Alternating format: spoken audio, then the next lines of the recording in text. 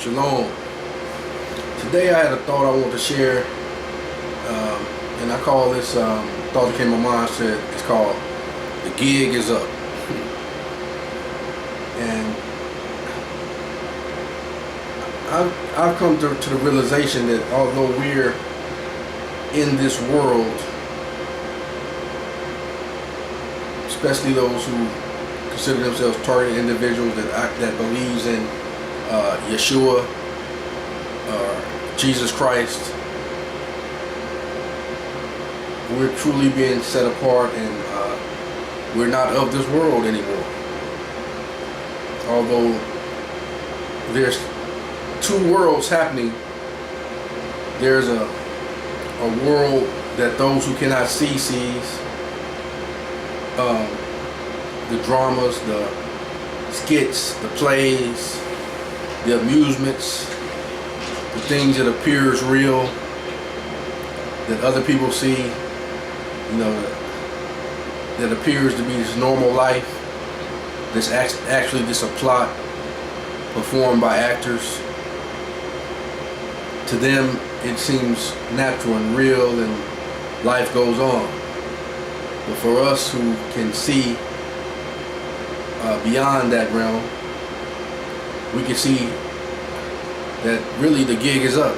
And that's why I believe that this targeting is going on, because we can see the gig is up. They put on the skits and the plots that others cannot see, and they think it's real, but we see that it's a scam. Like, for instance, people lay out at Walmarts and do different things, and people are concerned, and of course we're concerned as well, but we see that it's a scam.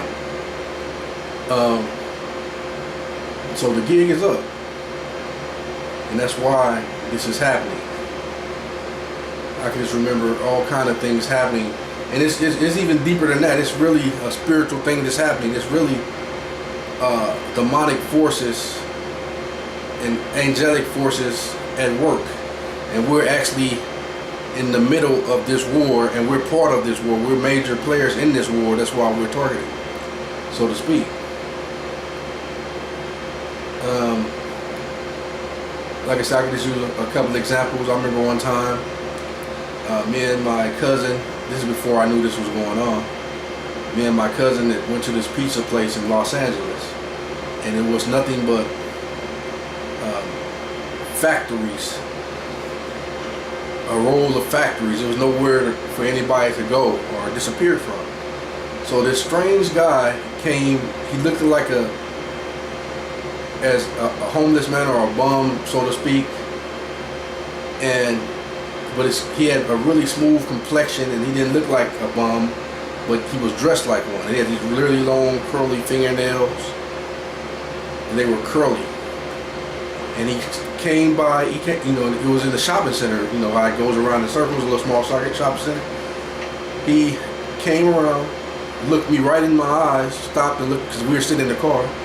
He came, stood right in front of the car, looked right at me, like this, walked around the shopping center, because it wasn't that big,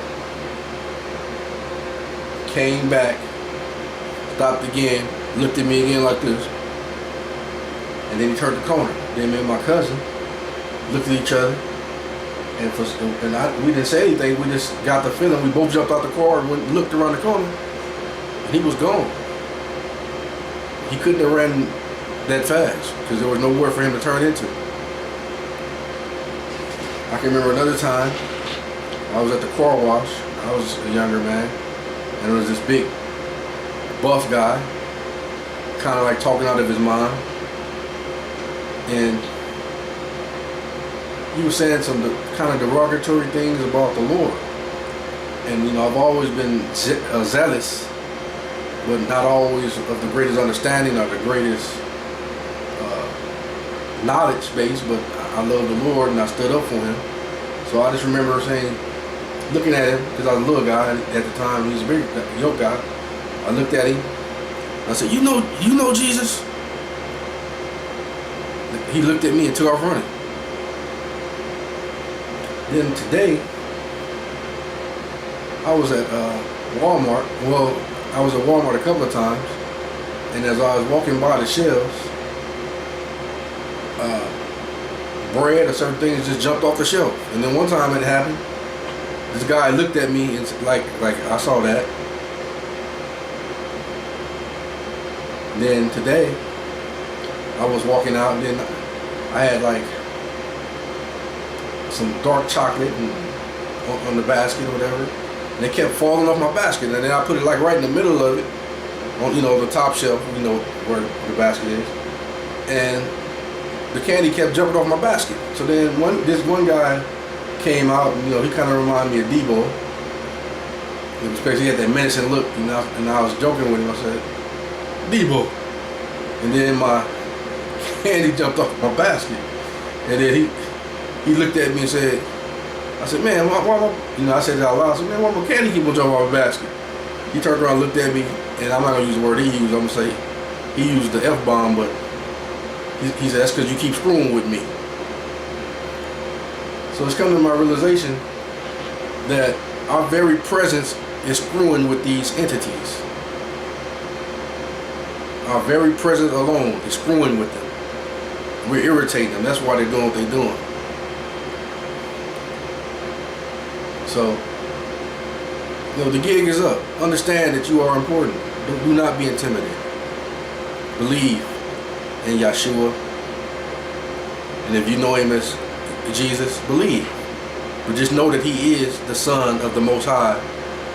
If you call him God, if you call him Elohim, you call him I am. I've come to know him as Yahweh, Yah. But whatever you know, call him is, just know he is. And you just know that his son is the king. So, the gig is up. Shalom.